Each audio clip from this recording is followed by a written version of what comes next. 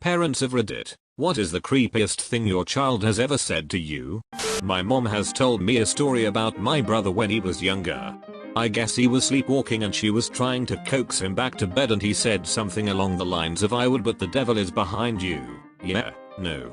When my 2.5-year-old and her friend were hanging out, the topic of T-Rex and other dinos came up. I asked her friend, "If you were a T-Rex, what would you do for fun?" He answered, "I chase herbivores." I then asked my daughter this question. "If you were a T-Rex, what would you eat?" She got very serious and looked me right in the eyes and said, "Children. I'd eat children." While not something my own child has said, my younger cousin, around 5 at the time, once drew a picture of a black monster, looked up at me, and said he told me to draw this. "He's coming for you. You better hide." Is there room for a freaky paranormal one? My mum's dad died 10 years before I was born. I was about 6 or 7 when my parents divorced. The day before my mum told me they were divorcing, apparently I was at the kitchen table drawing or something while my mum cooked tea.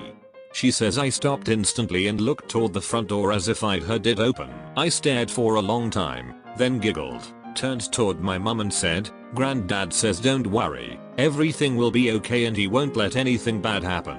I then began humming and went back to my drawing. My mum says it's the single creepiest thing that's ever happened to her, and I have no memory of it happening. Around 4 or 5 months ago, at like 3 AM, I was awoken by a very weird growling sound. Disoriented and in the dark, I started to come to and for the life of me couldn't figure out what the sound was. I had fallen asleep on the couch in the living room, which added to my confusion. I was thinking maybe the cat had caught something, but really had no idea. As my vision started to come around, this 3-foot grotesque looking shadow thing starts to appear a few feet in front of me. Just standing there growling. Creepy. Even though in reality it only took me a few seconds to figure out what was going out, I imagine my appearance would have been that of someone who was visibly shaken. It was my son. My 3-year-old son had snuck out of bed at 3 in the morning, found his Hulk mask in the dark, and decided to go find daddy to play superheroes. I guess his idea of playing was to do a Hulk growl 2 feet from my sleeping face until I woke up in a panic. He ended up doing the same thing to my wife a few weeks later, which, to me, was way more hilarious. Why are you crying? Bad man. What bad man? There, points behind me at a dark corner of the room. Lamp on bookshelf next to said dock and corner falls off as soon as I turn to look. She slept in our bed that night. Go back to sleep. Isn't anything under your bed? He's behind you now. Still haven't gotten over that one and shit the memory. When I was about 4, I would remember talking to Mr. Peterson whenever I was at my grandmother's house. He looked like a hobo from the Great Depression and had a guitar and sang the old Timmy blues. He told me that he died when he fell off a train he was riding whilst drunk on moonshine. I stopped seeing him when I was about 6. Anyway, 6 months ago I found my dad's old acoustic guitar and started playing, and my little cousin told me Mr. Peterson is proud of you, and left. I don't know what to think. I was sound asleep, and at around 6 AM I was woken up by my 4-year-old daughter's face inches from mine. She looked right into my eyes and whispered, "I want to peel all your skin off." The backstory here is I had been sunburned the previous week, and was starting to peel. In my sleep-addled state, however, it was pretty terrifying for a few seconds. I didn't know if I was dreaming, or what was going on. I was tucking in my 2-year-old. He said, "Goodbye, Dad." I said, "No, we say goodnight." He said, "I know. But this time it's goodbye." Had to check on him a few times to make sure he was still there.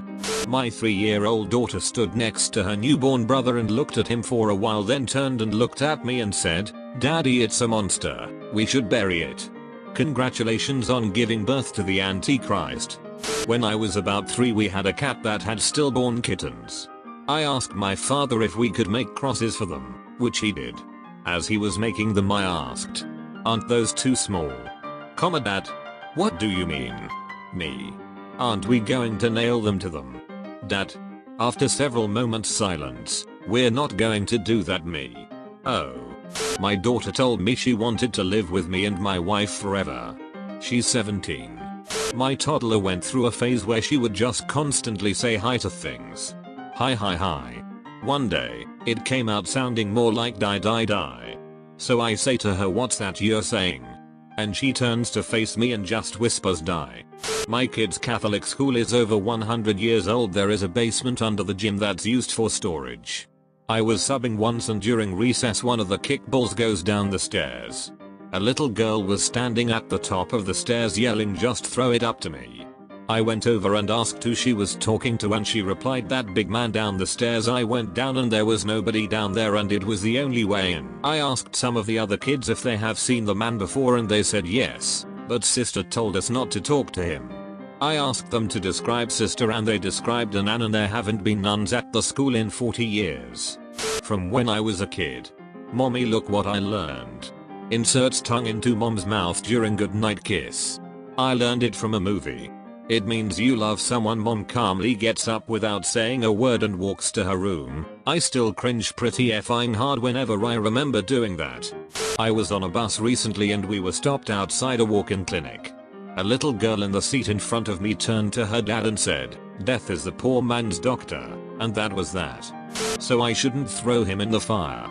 3-year-old daughter holding her baby brother for the first time. Hey, why don't you just give me that baby back? Okay, backstory time. When I was a kid, Rand used to come into my room 4 or 5 times a week. He'd talk to me and tell me about stuff and how he was killed in World War II.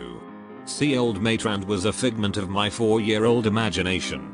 Anyway, one day when I was 9 or so, Mr. Rand stopped showing up. Fast forward to about 3 years ago and my son, who is about 5 at the time, walks out of his room one night at about 11:30 and says there's a man in his room. I flip out and run in his room to find nobody, to which he then says Mr. Rand said you can't see him anymore, but he's okay. The kid's got his own imaginary mate called Mr. Rand, but they only chat once or twice a year. My niece was sitting on the couch with a weird look on her face. Her mom asked her what she was thinking about, and she said, "I'm imagining the waves of blood rushing over me." Turned out they had been at a local science museum with an exhibit on the circulatory system. One of the features was a walk among some giant fake blood vessels, and she was remembering that. So a friend of mine was 6 years old when she told her mother that the lady who used to live here told me that she hates the wallpaper and that you are covering her note. My friend's mom just thought it was make-believe rambling and forgot about it. Well, 12 years later, when the mom is redecorating and taking down the wallpaper in the attic, she finds a suicide note scratched into the wall. The mom freaks the F out and calls my friend and starts crying, asking if she remembered anything more about the women who spoke to her. My friend starts to recall the woman and starts to freak out, saying she only remembered talking to her in the attic. Not to me, but to his grandmother. He was cuddling with her and being very sweet. He was about 3 at the time. He takes her face in his hands and brings his face close to hers, then tells her that she's very old and will die soon. Then he makes a point of looking at the clock. I work in a preschool. Creepy stuff gets said and done all the time. The one that sticks out to me happened last year. There is a small kitchenette area in our classroom that the kids use during free time for playing house or whatever pretend games they think up. There was one little girl that I was keeping a close eye on, mostly because of how withdrawn from the other kids she was. I noticed she was playing with a baby doll in the kitchenette, rocking it back and forth and singing to it. She then took the baby, shoved it into the play oven and slammed the door shut. She turned around, looked straight at me, and said, "Sometimes bad babies go in timeout," in the creepiest little girl voice I've ever heard before, smiling and running off. That one kind of shook me. When I was young, like maybe 2 years old, my grandma was in the hospital, dying of cancer. Obviously I had no idea what was going on, but apparently one day when my mother and aunt were watching me, I suddenly looked at them and said, "Only one grandma." They kept trying to convince me otherwise, that no, I had 2 grandmas, but I kept repeating that line over and over. Then the phone rang. It was my uncle calling to tell my mother that my grandma had passed a few minutes ago. I don't have kids, but once, visiting some friends on a farm, my buddy's youngest girl, 5 or 6, at the time, was afraid of the chickens. I tried to explain to her that the chickens weren't there to hurt us, but she wasn't having it. So I'm sitting around the fire pit, looking at one of the chickens a few feet in front of me when I feel hot breath in my ear as she whispers, "See? He's always watching." Horrific and hysterical all at once.